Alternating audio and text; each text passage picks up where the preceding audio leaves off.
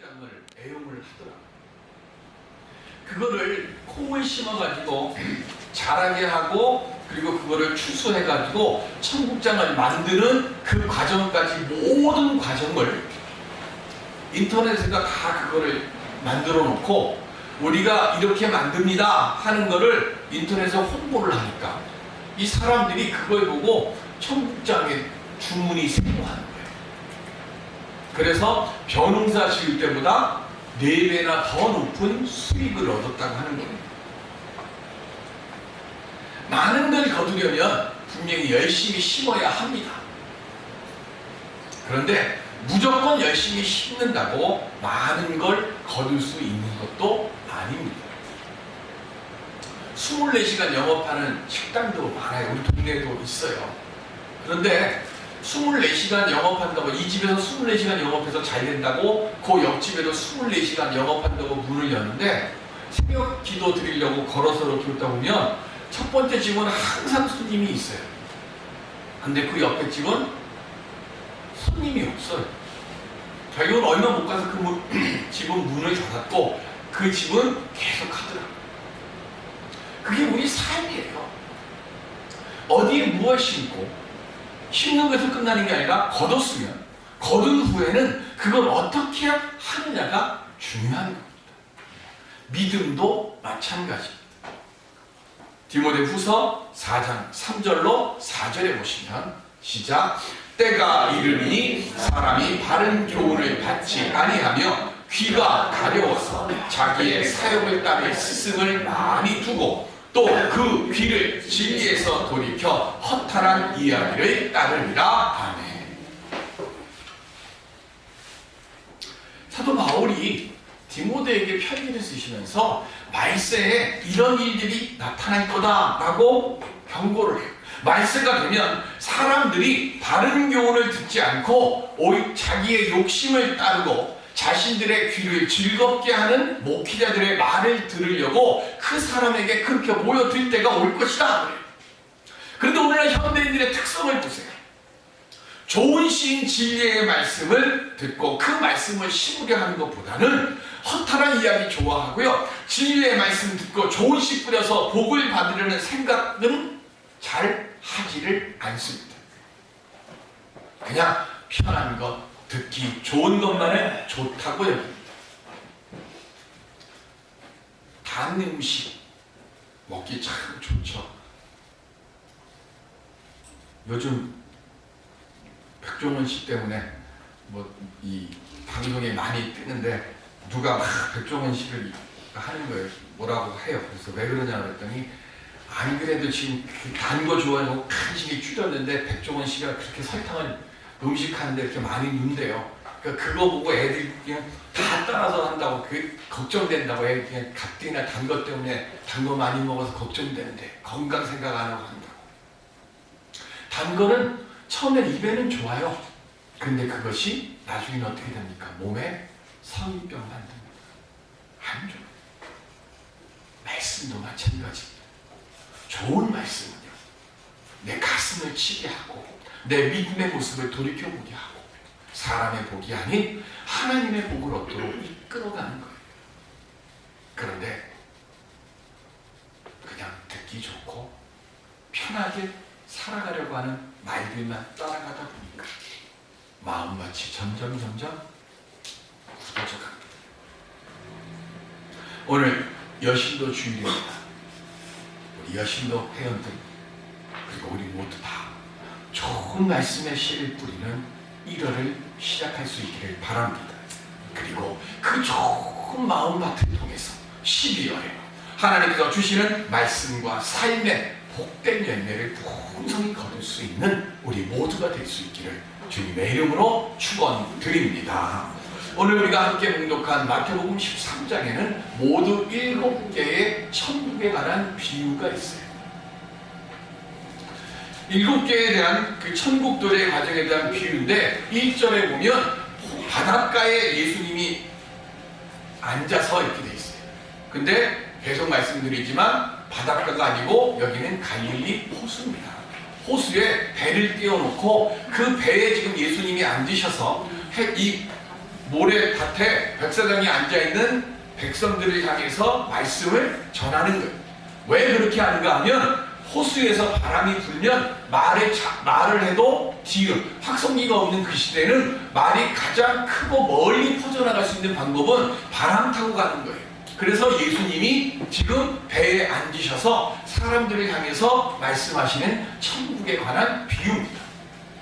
제가 신학교 다닐 때만 해도 예수님 당시의 비유가 일상적이었다고 그렇게 배웠어요.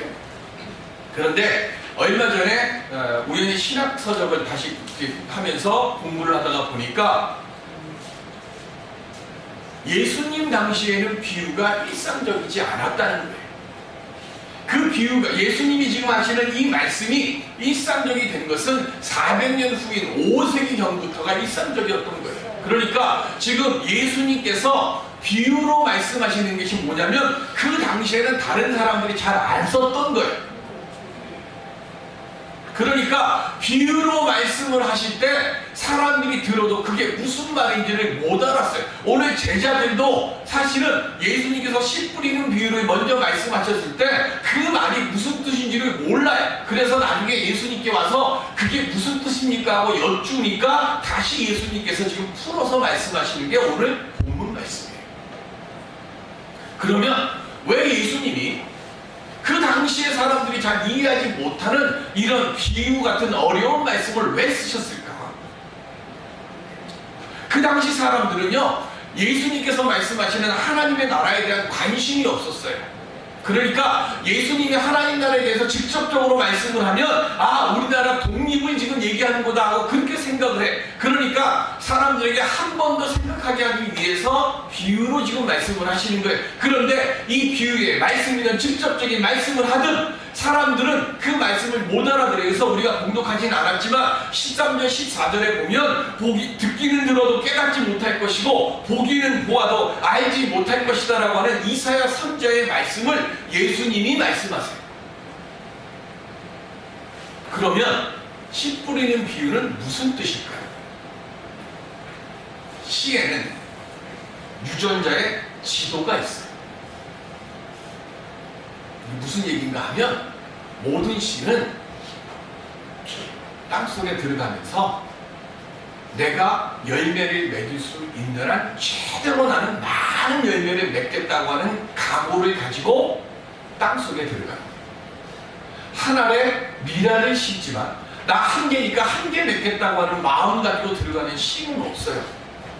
어떻게든 간에 많이 만들어서 내 종자를 어떻게 돼요? 많이 만들어야겠다고 하는 생각을 가지고 들어간다는 얘기예요.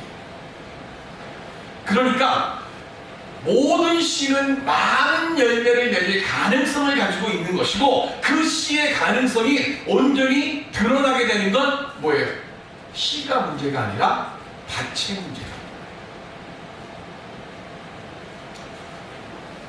운물을 사용하지 않으면 운물은 바싹 마릅니다. 땅을 가만히 두면 그 땅이 좋아지는 게 아니라 땅은 굳어버려요. 그래서 뭐 씨를 심기 전에는 반드시 뭘 해야 돼요? 땅을 갈아 엎어야 돼요. 괴롭혀야 되는 거예요. 뭘 괴롭혀요? 타성에 있는 것을 깨가지고 부드럽게 만들어서 새 것을 만들 준비를 해야 되는 거예요. 마찬가지로 우리의 마음속에도요. 상처가 하나 생기면 이 상처로 인해서 마음이 딱딱해져요. 제가 여러 번 말씀드렸지만 자동차 사가지고 나서 처음 제가 운전하다가 처음 사고 난 곳이 저 독립문 아래예요. 대신 중고등학교 앞에 밑에 이렇게 돌아가는 고길 앞에서 나는 내 차선 가는데 버스가 휙 돌면서 내 차를 쳤어요. 근데 그게 한 3, 4년 전 일인데 지금도 그게 마음에 상처가 있어요. 그래서 그쪽 길은 가급적이면 안 가요. 조금 돌더라도 딴 쪽으로 가려고 그래요. 왜? 그 옛날 내가 처음 사고 난 그것이 마음속에 다 있기 때문에. 살면서요 나는 한 번도 여태까지 상처 받아본 적이 없다 하는 사람 계십니까? 다 있어요. 내 마음에 다 딱딱한 상처가 다 있어요. 굳어서 딱딱해. 그러면 지금 예수님은 왜 길가, 돌짝밭, 가시밭, 가시덩굴밭, 그리고 좋은 밭을 왜 말씀합니까? 유시옥, 너는 태어날 때부터 너는 좋은 밭으로 태어나서 이거 하시려고요? 누구는 태어날 때부터 돌짝밭 마음 가지고 태어났다고요? 아니에요. 지금 예수님이 하시는 말씀은요, 모든 사람들에게 똑같은 말씀에 씨가 뿌려지는데 그 사람 스스로가 자기의 길가의 밭, 자기의 돌짝밭의 밭, 자기의 가시덩굴의 밭, 자기를 좋은 밭으로 만든다는 거예요. 씨는 다 똑같은데 내가 좋은 밭이 되려고 노력을 해야 된다는 거예요. 돌도 치우고 잡초와 가시도 제거하려고 몸부림치는 노력을 해야 그게 좋은 밭이 되는데 우린 그걸 잘 안 하려고 합니다.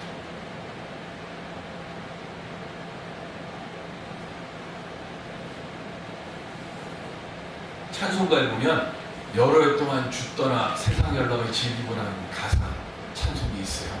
그 후렴이 이렇게 됩니다. 오 사랑의 하나님, 내 마음을 곧 엽니다. 곧 들어와 나와 뭐죠? 나와 동거하며, 맞습니까?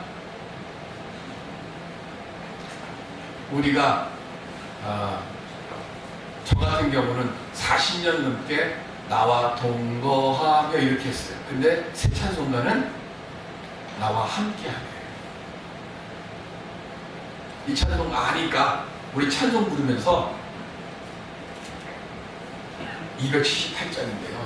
여러 해 동안 죽더나 하면은 이 찬송 아는 거야. 눈 감아요. 그리고 가사에 은혜 받는다. 눈 감고 노래 불러. 그러다가 어떻게 되는가 하면 곧 들어와 나와, 목사님은 나와 함께 하며 그러는데 여러분들은 나와 동거하니 한 번 머릿속에 박혀버린 거야. 이거 정신 바짝 차려야 고치는데요. 이거 어려워요.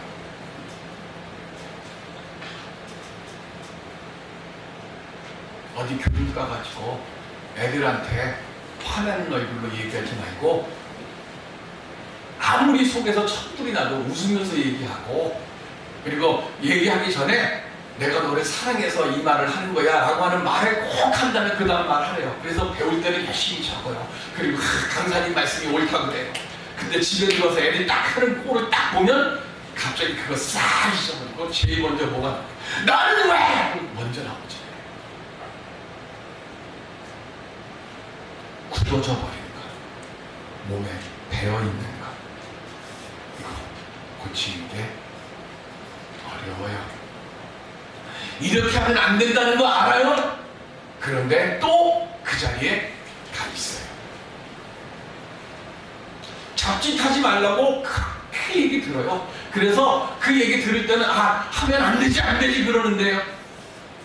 어느 순간 보면 나도 모르게 또 그 짓 하고 있어. 우리 몸이 그래. 남들이 볼 때는 저게 돌리고 남들이 볼 때는 저게 가시인데 나는 그게 편해요. 나는 그게 습관이 돼버렸어요. 거기 익숙해져 버렸어요. 그러다 보니까 좋은 씨가 아무리 뿌려져도 내 익숙해진 것 때문에 때로는 길가가 되고 때로는 돌짝밭이 되고 때로는 가시가 돼서 좋은 것들이 자라나지를 못하게 합니다. 이스라엘도 마찬가지입니다.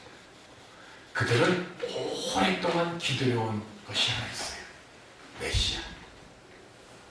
바벨론 포로로 끌려왔어요. 그러다가 페르시아가 그 나라를 또다시 다스려요. 조금 있으니까 그리스가 다스려요. 지금은 로마가 다스려요. 600년이 되는 긴 시간 동안 한 번도 독립을 해보지 못했습니다. 그러니까 이스라엘 사람들 마음속에는 뭐가 있어요? 온통 이 땅에서 우리가 해방되고 그리고 우리가 강대국이 되어야지 하는 이 마음만 머릿속에 가득 차. 그리고 뭐예요? 그동안 동안 우리를 무시하고 괴롭혔던 사람들에게 하나님의 도우심을 통해서 멋지게 복수하고 싶어요.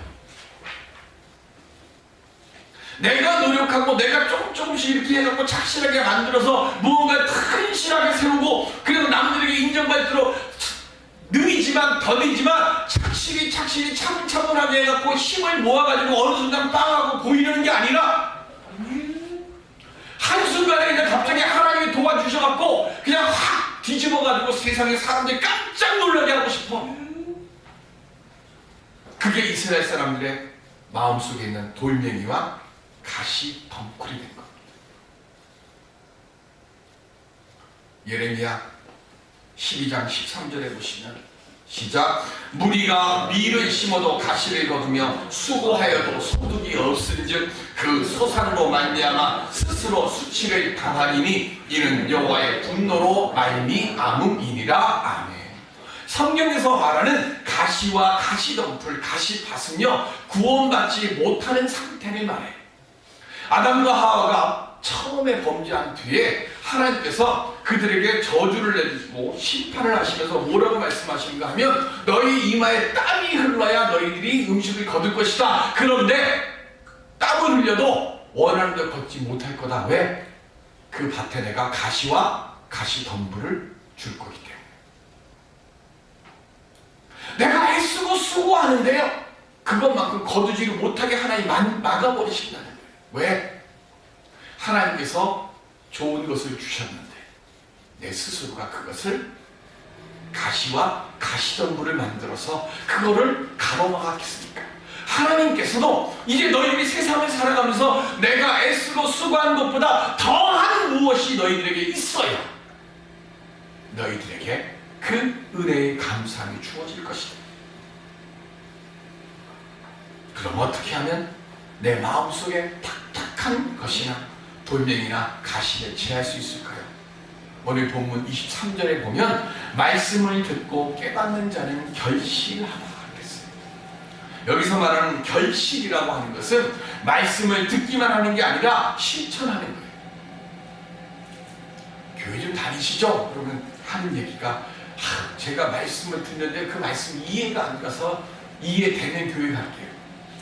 그분은 하나님 나라 갈 때까지 교회 못 오십니다. 믿음이라고 하는 것은 알아서 행해가지고 그 알을 더 깊이 하는 것도 있지만 그보다 더 많은 것은요 모르지 깨닫지 못하지만 말씀 믿고 행하다 보면 그래서 그랬구나 하고 이해하게 되는 거예요.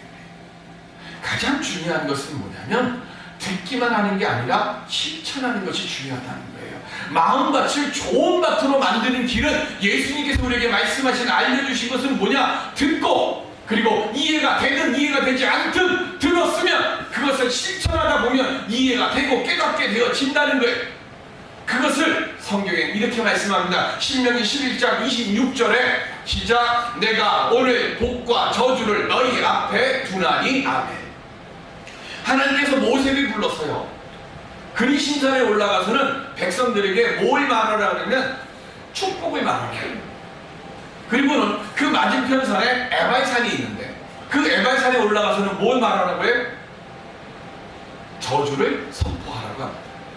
하나님이 양쪽 끝에다가 탁 놓고 백성들을 가운데 세워놓고 그리신산 올라가고 하나님의 명령과 규례와 법도를 잘 따르면 너희들이 복을 받을 것이요. 그래. 그럼 아멘. 그래. 그 다음 내려와요. 내려와서 저기 에발산 가요. 에발산 가가지고 너희들이 만약에 하나님의 명령과 규례와 법도를 따르지 않으면 너희들에게 저주와 심판이 임할 것이요. 한슬이처럼 저한테 웃어. 아멘 아멘. 왜요? 저 좋은데 안 돼요.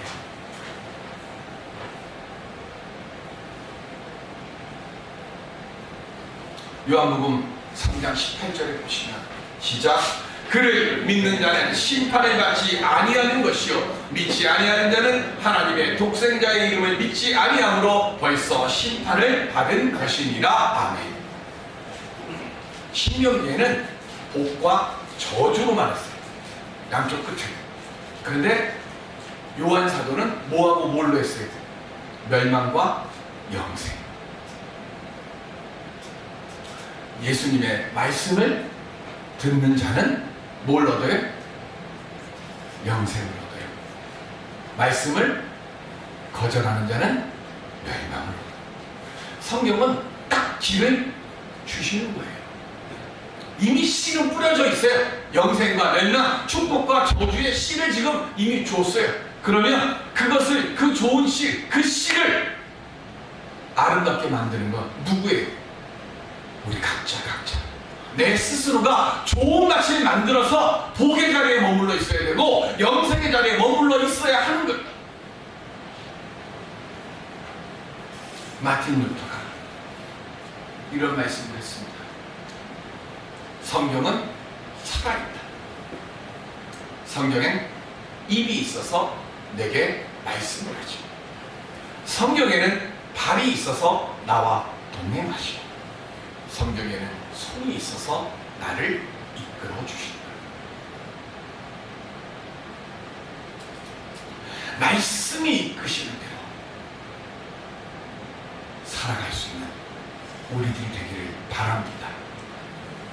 그럼 무엇을 어떻게 해야 할까요? 이것을 방해하는 최고의 가시를 지금 예수님은 22절에 이렇게 말씀합니다. 가시떨기에 뿌려졌다는 것은 말씀을 들으나 세상의 염려와 재물의 유혹에 말씀이 막혔다 그랬어요. 한국교회의 위기라는 말을 많이 합니다. 정부가 우리 교회를 박해해서 위기입니까? 로마 시대나 공산주의 시대나 독재국가 시대 때도요. 교회를 핍박하고 박해하면 교회가 사라지는 게 아니라 교회가 어떻게 돼요? 더욱더 강해지고 복음이 더 많이 퍼져갔습니다. 그럼 지금 뭐 때문에 교회가 위기가 됩니까? 스스로 위기를 만듭니다. 물질의 욕심 때문에 스스로 위기를 만들어가고 있습니다. 욕심 때문에 일어나는 많은 사건들이 SNS를 통해서요 급속하게 확산되면서 많은 비난과 조롱을 당하고 있잖아요. 그 댓글에다가 저도 가끔가다 달고 싶어. 신실한 목사들도 많고, 아니 신실한 목회자들이나 신실한 성도들이 더 많다고. 그러면서 하나님 왜 이렇게 두십니까? 신실하고 정말로 하나님의 뜻대로 살아가는 수많은 이들이 있는데 왜 저들 때문에 기독교가 욕을 먹고 가나안 교인이 왜 이렇게 많이 나옵니까? 가나안 교인이 뭔 뜻인지 아십니까? 몇 년 전부터 나온 얘기인데 제가 한 번도 안 가르쳐 드렸나 봐요. 가나안을 거꾸로 해보세요. 안 나가.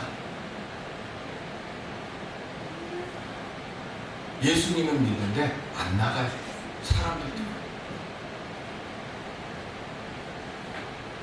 마태복음 13장 29절에 보면 시작. 주인이 이르되 가만두라. 가라지를 뽑다가 곡식까지 뽑을까 염려하노라. 아멘. 가라지라고 하는 것이요, 이게 독보리라고 합니다. 성경에서 말하는 가라지. 이 독보리는 독성 물질이 있어서 이걸 먹으면 구토나 설사를 하게 되고 심한 경우에는 사람의 목숨까지도 빼앗아간대요. 근데 이 가라지가 분별이 잘 안 돼요. 이삭이 필 때쯤이나 돼야 이게 가라지고 이게 알곡이구나 하는 게 구분이 돼요. 저도 태어나서 처음 가라지 본 게 쭉정이라고 하는 거를 처음 본 게 대구에서 목회하면서 상주에서 연구소에서 일하는 그 장로님 그 신방 가면서 그 상주 쪽 쭉 들어가면 그냥 양쪽으로 쭉 그 상주가 그 산미의 도시라 그래요. 세 가지의 흰 것이 나오는, 그래서 유명한 곳이라는데 그 중에 하나가 백미거든요. 그러니까 논이 많아요. 근데 쭉 지나가면서 그 연구소에 차 대고 이렇게 보면 거기 논이 있는데 쭉정이들이 이렇게 있어요. 눈에 보이더라고요. 아, 저게 쭉정이구나. 저도 대구 가가지고 서울 촌놈이 참 많은 거 배우고 사실은 왔었는데 그 쭉정이라는 것이 딱 보였어요. 그러면 이 쭉정이를 뽑아야 되잖아요. 그래서 지금 예수님에게 말씀드리는 거예요. 주인한테. 그랬더니 쭉정이가 이거 어떻게 할까요? 그랬더니 주인이 뭐라 그래요 지금? 냅둬라. 왜 냅둘까요? 이 가라지는요, 땅 밑에 뿌리가 너무 깊게 박혀가지고 지들끼리 그냥 똘똘똘똘 뭉치는 거예요. 그래서 가라지를 뽑는다고 가라지를 뽑으면 가라지하고 가라지 사이에 연결된 뿌리가 연결되어 있는데 거기에 알곡들도 많이 들어가 있어요. 그러다 보니까 가라지를 뽑으면 가라지가 뽑히는 것보다 뭐가 더 많이 뽑히냐면 알곡들이 더 많이 뽑혀. 그러니까 주인이 하는 얘기가 뭐예요? 가만둬라. 그거 하다가 알곡까지 상할 것 같으니까 냅둬라. 지금 그래요.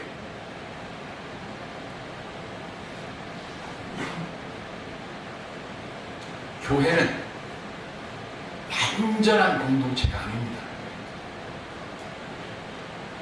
저나 여러분들이나 성자가 아니라 다 죄인들입니다.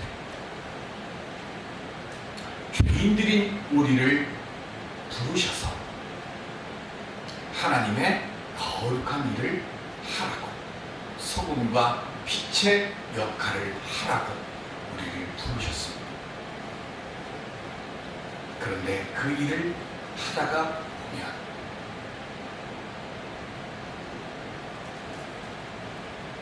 가라지 같은 사람, 가라지 같은 말, 가라지 같은 일들이 우리를 힘들게 합니다. 마음에 가시와 돌멩이와 같은 어리석은 욕심과 염려를 먼저 제하여 버리는 말씀의 사람들이 되시길 바랍니다. 사람들의 말에 미혹되지 마세요. 어거스틴의 어머니 유명한 분이죠. 모니카. 방탕한 생활을 하는 아들 어거스틴을 위해서 밤낮 없이 눈물을 흘리며 기도합니다. 그런데 그 아들이 도무지 변할 기미가 안 보여요. 그런데 하루는 이 어거스틴이 정원에 있는데 한 여자아이가 노래를 부르는데 노래 가사가 뭐냐면 펼쳐서 읽어보아라, 펼쳐서 읽어보아라. 그때까지만 해도 방탕하던 생활을 하던 어거스틴이 갑자기 그 아이의 말, 펼쳐서 읽어보아라, 펼쳐서 읽어보아라, 그 말 속에서 하나님의 소리를 들어요. 그래서 갑자기 자기 방으로 뛰어 들어가서 성경을 쫙 펼쳤는데 그 펼친 성경 부분이 로마서 13장 12절로 14절입니다. 함께 보실까요? 시작. 밤이 깊고 낮이 가까웠으니 그러므로 우리가 어둠의 일을 벗고 빛의 갑옷을 입자. 낮에와 같이 단정히 행하고 방탕하거나 술 취하지 말며 음란하거나 호색하지 말며 다투거나 시기하지 말고 오직 주 예수 그리스도로 옷 입고 정욕을 위하여 육신의 일을 도모하지 말라. 아멘.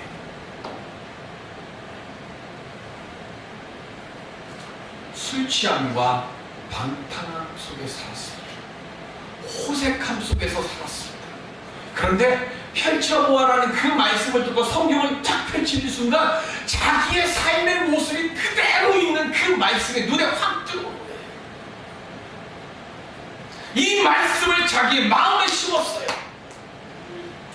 돌짝 같은 밤, 길게 같은 밤, 그리고 가시던 불에 뒤엉켜있던 그 마음밭을 이 말씀으로 거두어버리고 좋은 밭으로 만들었어요. 그랬더니 방탕했던 어거스틴이 변해서 세인트, 성자 어거스틴으로 변했습니다. 그 시작이 뭘까요? 우리의 자녀들을 위하여, 내 사랑하는 사람들을 위하여 밤낮 없이 기도합니다. 밤낮 없이 말씀으로 그를 위해서, 그를 위해 기도하고 말씀으로 그에게 훈계하고 양육하기 위해서 애써 우리의 자녀들이 내 마음같이 안 자라요. 우리의 자녀들이 남들처럼 번쩍번쩍하고 좀 그렇게 살기를 바라는데 그렇게 안 돼요. 실망하고 낙심하고 기도해도 아무 응답이 없고 말씀을 전해도 아무 역사가 없다고 생각했어요. 모니카도 그랬을지 몰라요. 그러나 모니카는 포기하지 않고 자기 아들을 위해서 쉼없이 기도를 그치지 않았어요. 그 아들이 듣든 듣지 않든 그 아들에게 하나님의 말씀은 이런 것이라고 말씀을 한 절 한 절 가르쳤어요. 들을 때는 그 아들이 몰랐어요. 그런데 어머니의 기도가, 어머니의 그 말씀이 한 아이의 운명을 바꾸는 그 시작이 되어지는 믿음의 좋은 씨가 되었고, 그 씨로 인해서 비록 한때 돌짝밭, 한때 가시밭 같은 삶을 살았던 그 한 사람이 좋은 밭으로 변하고, 그로 인해서 수없이 많은 사람들의 운명이 바뀐 줄로 믿습니다. 여신도 주입니다. 우리 모두 다 그렇게 우리의 기도로, 우리의 말씀으로 내 아이의 인생을 바꾸고, 우리 교회의 인생을 바꾸고, 이 나라의 운명을 바꾸는 힘 있는 기도와 말씀을 쉬지 않고 하고 전하고 외우는 그 일에 앞장서는 우리 여신도 회원 여러분들이 되시기를 바랍니다. 우리가 그렇게 살아갈 때 하나님께서 우리의 마음속에 있는 모든 욕심과 욕망의 가시는 제하여 버리시고 우리의 삶의 운명을 바꾸는 말씀을 아름답게 자라게 하는 좋은 밭이 되게 하셨어요. 나로 인해서 나와 함께하는 이들이 복받았다 칭찬하는 그 은혜를 얻게 될 줄로 믿습니다. 그 은혜의 자리에 머무르는 우리 모두가 되시기를 주님의 이름으로 축원드립니다. 기도하겠습니다.